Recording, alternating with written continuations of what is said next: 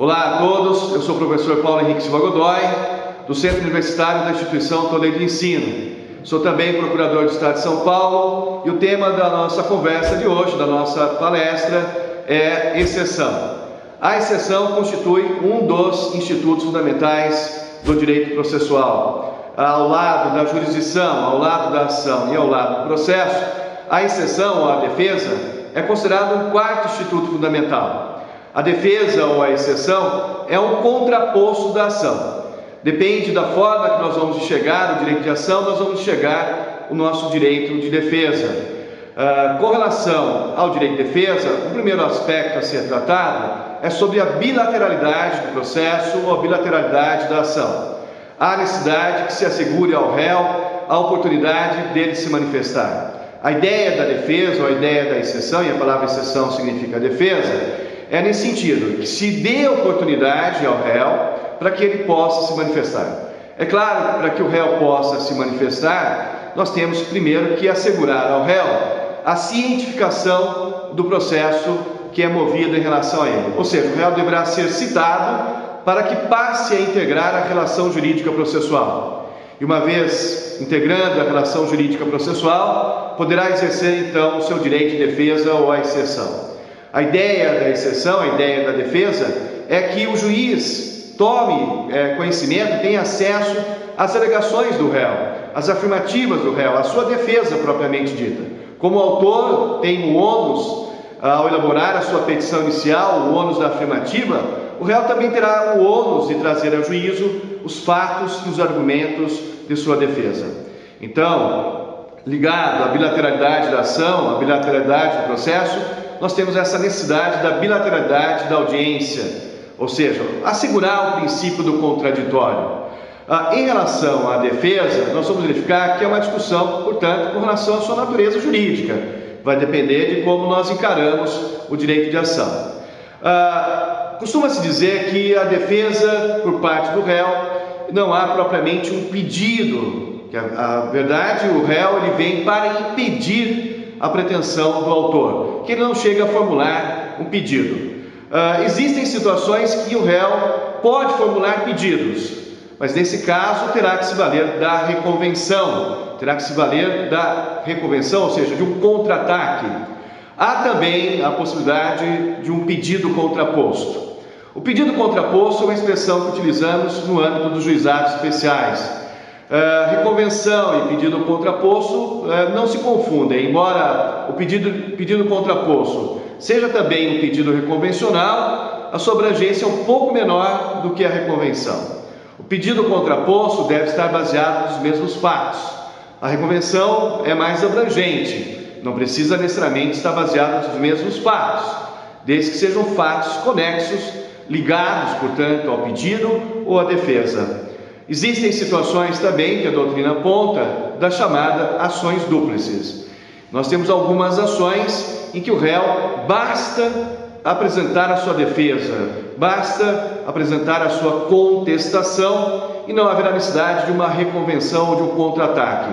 É o exemplo das ações possessórias. Nas ações possessórias, caberá ao juiz então verificar quem tem a melhor posse e poderá decidir tanto favoravelmente ao autor quanto favoravelmente ao réu. Bom, tirando esses aspectos relativamente à defesa, costuma-se também apresentar uma classificação sobre as modalidades ou espécies de defesa. E aí então costuma-se classificar as defesas ou as exceções em exceções substanciais ou substancial ou a exceção processual. A exceção substancial é aquela voltada contra a pretensão propriamente dita do autor, do demandante, enquanto a exceção processual, o réu vai trazer ali uma defesa de ordem processual. A defesa de ordem processual é bastante interessante, porque o objetivo é extinguir o processo, muitas vezes ali sem resolução do mérito, sem o julgamento do mérito. Já que ocorrendo essa extinção, o autor poderá promover novamente a sua ação, mas terá que recolher custas, terá que pagar honorários advocatícios, e então fica aí uma situação de uma eventual repropositura. A defesa material, defesa substancial, ela costuma ser dividida em defesa material ou substancial. A defesa de mérito nós chamamos direta e a defesa de mérito indireta. A defesa de mérito direta é aquela em que o réu nega a ocorrência dos chamados fatos constitutivos do direito do autor, ou nega ainda a consequência desses fatos jurídicos. A defesa de mérito indireta, na verdade, o réu reconhece os fatos constitutivos alegados pelo autor, porém vai apresentar fatos novos, fatos esses que são impeditivos, modificativos ou extintivos do direito do autor. Essa escolha entre as modalidades de defesa tem reflexos no ônus da prova. Isso é muito importante para o profissional ficar atento, porque ao fazer uma defesa de mérito indireta, traz para si o ônus de provar esses fatos novos, enquanto que a defesa que se limita a uma defesa de mérito direta, o ônus da prova é do autor. O ônus de provar os fatos constitutivos é do autor, salvo se houver alguma determinação judicial em sentido contrário, como por exemplo a inversão do ônus da prova. Além dessa classificação, costuma-se também apresentar uma classificação que leva em conta aspectos processuais da defesa, que seriam as defesas peremptórias e as defesas dilatórias. Nós temos algumas defesas que são chamadas de peremptórias, porque, se acolhidas, vão acarretar a extinção do processo, como por exemplo a alegação de uma litispendência. Se o juiz acolher a alegação da litispendência ou da coisa julgada, acarretará a extinção desse processo que foi ajuizado indevidamente. Porém, temos algumas defesas que são dilatórias no sentido de dilatar, procrastinar o processo, haverá necessidade da prática de novos atos do processo, como por exemplo uma exceção, como uma defesa, uma alegação de incompetência relativa, aonde então eventual acolhimento não acarretará a extinção do processo, mas demandará mais atos no processo, para se verificar se o juízo é ou não relativamente ali competente. Nós temos também uma última classificação que diferencia a defesa em objeção e exceção em sentido estrito.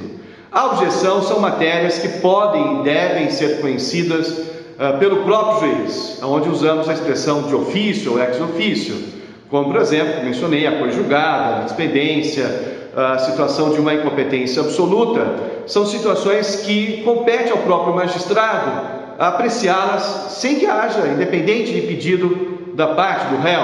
É o que nós falamos de ofício, ex officio, independentemente de pedido. Existem algumas matérias, evidentemente, que dependem da arguição do réu para que sejam acolhidas e apreciadas pelo juiz, como, por exemplo, uma arguição de suspeição, uma arguição de competência relativa, um questionamento, eventualmente, sobre o valor atribuído à causa. Essas situações dependem de uma manifestação específica por parte do réu. Seria um ônus aí absoluto e não relativo nessa situação. Bom, esses são os nossos temas de hoje, né? O nosso tema foi a exceção, como aí um quarto instituto fundamental do direito processual, da teoria geral do processo. Agradeço a atenção de todos, convido para que se inscrevam no canal e também aproveitem para curtir o nosso vídeo. Agradeço e até o próximo encontro. Um grande abraço a todos.